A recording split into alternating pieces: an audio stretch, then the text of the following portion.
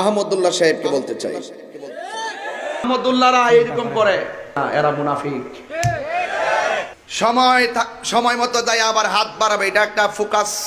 এই মুনাফিকরা ইস্তেসকার মাঠে যাইয়া হাত তুলে দোয়া করে, আর ফরজ নামাজের পর দোয়া হাত তুলে দোয়া করাকে বেদাত বলে। আহমদুল্লাহর গালে গালে নবী আলীর দুশমনেরা। হ্যালো এভরিওয়ান, আসসালামু আলাইকুম। ওয়েলকাম টু মাই চ্যানেল রঙিন দুনিয়ায়। আশা করি সবাই ভালো আছেন। ভিউয়ার্স, আপনাদের কাছে আমার ছোট্ট একটা রিকোয়েস্ট থাকবে, যারা আমার চ্যানেলটা এখনও সাবস্ক্রাইব করেননি তারা আমার চ্যানেলটা সাবস্ক্রাইব করে একটা লাইক করে দিন। আর অবশ্যই আপনাদের যদি কোনো মতামত থাকে কমেন্টের মাধ্যমে জানাতে পারেন। ভিউয়ার্স, কয়েকদিন যাবত দেখতেছি যে আমাদের দেশের নাম্বার ওয়ান ভণ্ড তাহেরি, এই তাহেরি হইলো আমাদের প্রাণপ্রিয় শায়েখ আহমদুল্লাহ। শায়েখ আহমদুল্লাহকে নিয়ে অকথ্য ভাষায় গালিগালাজ করে যাচ্ছে, কুরুচিপূর্ণ কিছু কথাবার্তা বলে যাচ্ছে, যেটা আসলে খুবই দুঃখজনক। আর এই ভণ্ড যে কি পরিমাণে ভণ্ড সেটা আসলে আমরা কম বেশি জানি। এই ভণ্ড আসলে মাজার পূজারি, কবর পূজারি এক ভণ্ড। এই ভণ্ড হলে সবসময় ট্রেন্ডিংয়ে থাকার জন্য যা খুশি তাই করতে পারে। এলে এক এক সময় এক একটা কথা বললে আসলে ফেসবুক, ইউটিউবে, সোশ্যাল মিডিয়ায় সবসময় ট্রেন্ডিংয়ে থাকতে চায়। শুধু এ না, বাংলাদেশে আরও অনেক লোক আছে যারা এরকম উল্টাপাল্টা কথা বললে আসলে ভাইরাল হইতে চায়, এরা সবসময় ট্রেন্ডিংয়ে থাকতে চায়। এরকম আসলে কিছু লোক আছে যারা এই কাজটা করে। আমার সমস্যা হলো, ভাই তুই ভাইরাল হ, ট্রেন্ডিংয়ে থাক, আমার কোনো সমস্যা নেই। তাই বলে কি তুই একজন ভদ্র, একজন নম্রভদ্র, একজন শিক্ষিত মানুষের বিরুদ্ধে তুই এভাবে কথা বলবি? একজন শিক্ষিত মানুষ, একজন নম্রভদ্র মানুষকে তুই এভাবে গালিগালাজ করে বেরাবি? এটা আসলে খুবই দুঃখজনক। এই ভণ্ড তাহেরি আসলে বলতেছে যে শায়েখ আহমদুল্লাহ সাহেব যদি 24 ঘন্টার ভিতরে ক্ষমা না চায় তাহলে শায়েখ আহমদুল্লাহর বিরুদ্ধে ইনি নাকি মামলা করবেন। আমি বলতে চাই, ভণ্ড তুই শায়েখ আহমদুল্লাহর বিরুদ্ধে কী মামলা করবি? বাংলাদেশ যদি ইসলাম কান্ট্রি থাকতো তাহলে এই ভণ্ডর ফাঁসি হইতো, তোর তো ফাঁসি হইতো যদি বাংলাদেশে ইসলামী হুকুমত থাকতো। আর তুই কিছু বলতেছো যে আহমদুল্লাহর বিরুদ্ধে মামলা করবি। তুই মামলা কর, তুই মামলা করলে কি আসবে যাইবে বল? আর তুই যে পরিমাণে ভণ্ড এটা আসলে সবাই জানে। আর শায়েখ আহমদুল্লাহ সাহেব একজন নম্রভদ্র মানুষ, একজন সুশিক্ষিত মানুষ, সেটা সবাই জানে। শায়েখ আহমদুল্লাহ সাহেব যদি তোর মতো হইতো, এতদিন তোরে জোতা দিয়ে পিড়ে একদম তোর মুখের দাঁতগুলো সব ফালাই দিত। কিন্তু সেটা তো শায়েখ আহমদুল্লাহ সাহেব করবে না, কারণ তিনি একজন শিক্ষিত লোক। তিনি আসলে একজন প্রাণপ্রিয় লোক, একজন ধর্মভীরু লোক। তিনি আসলে এই কাজটা করবে না। তিনি তো তোর মতো মূর্খ না যে তুই যা খুশি তাই বলে গালিগালাজ করে যাচ্ছ, সে আবার তোর বিরুদ্ধে কবি, তুই আবার একটা কবি, এই চিন্তা আছে না। সে আসলে ওরকম লোক না, সে তোর মতো মূর্খ না।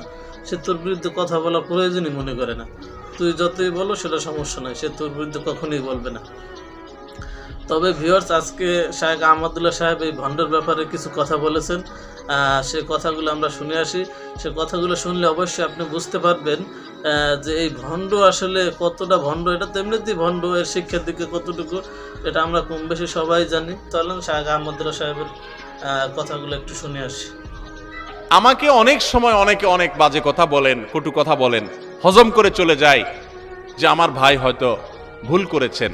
আমি আবার তাকে পাল্টা বলতে গেলে অসুন্দর হবে, মানুষ ইসলাম সম্পর্কে ভুল ধারণা নেবে। আমি সবর করার চেষ্টা করি। আল্লাহ আমাদের সব ভাইকে সেরকম হওয়ার তৌফিক দান করুন। ডক্টর আব্দুল্লাহ জাহাঙ্গীর রহমতুল্লাহ একটা কথা বলতেন। ইসলামী বিশ্ববিদ্যালয় কুষ্টিয়ার প্রফেসর ছিলেন, অনেক বড় আলেম ছিলেন, আপনারা অনেকে চিনেন। স্যার একটা কথা বলতেন যে মুসলমানদের মধ্যে যে অনেকের আগুন লাগছে, এই হুজুর ওই হুজুরের বিরুদ্ধে, ওই হুজুর ওই হুজুরের বিরুদ্ধে বলে, এগুলো আমি থামাতে পারবো না, এত ক্ষমতা আমার নাই যে আমি থামাই দেব। তবে আমি একটা কাজ করতে পারি, সেটা হলো নতুন করে যেন কোনো আগুন না লাগে, আমি এই জন্য কোনো কারোর বিরুদ্ধে খোঁচাখুচি করি না। আমি আব্দুল্লাহ জাহাঙ্গীর রহমতুল্লাহ সেই বিষয়টাকে মাথায় রেখে কোরআন হাদিসের নির্দেশ দিকে তাকিয়ে আমি পারতপক্ষে আলহামদুলিল্লাহ আমি কোনো আলেমকে খোঁচাখুচি করি না। আপনারা শুনছেন কোনোদিন খোঁচাখুচি করতে? আমাকে অনেক সময় অনেকে অনেক বাজে কথা বলেন, কটু কথা বলেন, হজম করে চলে যায় যে আমার ভাই হয়তো ভুল করেছেন। আমি আবার তাকে পাল্টা বলতে গেলে অসুন্দর হবে, মানুষ ইসলাম সম্পর্কে ভুল ধারণা নেবে। আমি সবর করার চেষ্টা করি। আল্লাহ আমাদের সব ভাইকে সেরকম হওয়ার তৌফিক দান করুন। আলেমদের মধ্যে যারা মতবিরোধ করে, আরেকজনের পিছে লাগালাই করে, পাবলিকের সামনে একজন আরেকজনের বদনামিতে লিপ্ত, তারা জানে না যে তাদের পায়ের তলায় মাটি নাই। এই দেশে ইসলাম বিদ্বেষীরা ষড়যন্ত্র করে কত ভয়ঙ্কর গর্ত খুঁড়ে রেখেছে, এটা যদি তারা জানতো তাহলে এই কাদা ছড়াছড়ি বাদ দিয়া সেগুলোর বিরুদ্ধে তারা লাগতো। তারা প্রকৃত অবস্থা জানে না। যেই কোনো আলেম, যে কোনো ধার্মিক মানুষ তিনি যদি পরস্পর দ্বন্দ্বে লিপ্ত হন, তাহলে বুঝতে হবে যে বড় বড় চ্যালেঞ্জগুলো সম্পর্কে তিনি জানেন না, সেজন্য তিনি এই ছোটখাটো বিষয়গুলো নিয়ে পড়ে আসেন। আমরা নিজেদের পিছনে লেগে আসি। আজ শয়তান আমাদেরকে একজনের পিছনে আরেকজনে লাগাই দিছে। আপনারা সাধারণ মানুষ হবে, আপনাদেরকে আমি একটা অনুরোধ করতে চাই, সেটা হলো হুজুররা যদি নিজেরা লাগালাগি করে, আল্লাহর হস্তে আপনারা ওই লাগালাগি করেন না, হুজুরদেরকে আপনারা অন্তত বয়কট করবেন। যে আমরা এই সমস্ত খোঁচাখুচি করা মানুষগুলোর সাথে নাই। এবং অনেক সাধারণ মানুষ আছে এক হুজুরের ভক্ত হইয়া আরেক হুজুরের 14 গোষ্ঠী উদ্ধার করে, আছে না নেই? ফেসবুকে জিহাদ করে দেখবেন, জিহাদ এটা হলো শয়তানের জিহাদ। যে এক হুজুরের পক্ষ হইয়া আরেক হুজুরের বিরুদ্ধে লেখা গালিগালাজ করতেছে। আপনার কে শিখাইছে? আপনার কোন হুজুর যদি আপনাকে শিখায় আরেক হুজুরের বিরুদ্ধে গালিগালাজ করো, ষড়যন্ত্র করো, তো মনে রাখবেন ওই হুজুর থেকে ইসলাম শিক্ষাই আপনার জায়েজ নাই। আপনি দ্বীন শিখবেন সেই মানুষের কাছ থেকে যে মানুষটা অন্য মানুষকে ভালোবাসতে শিখায়।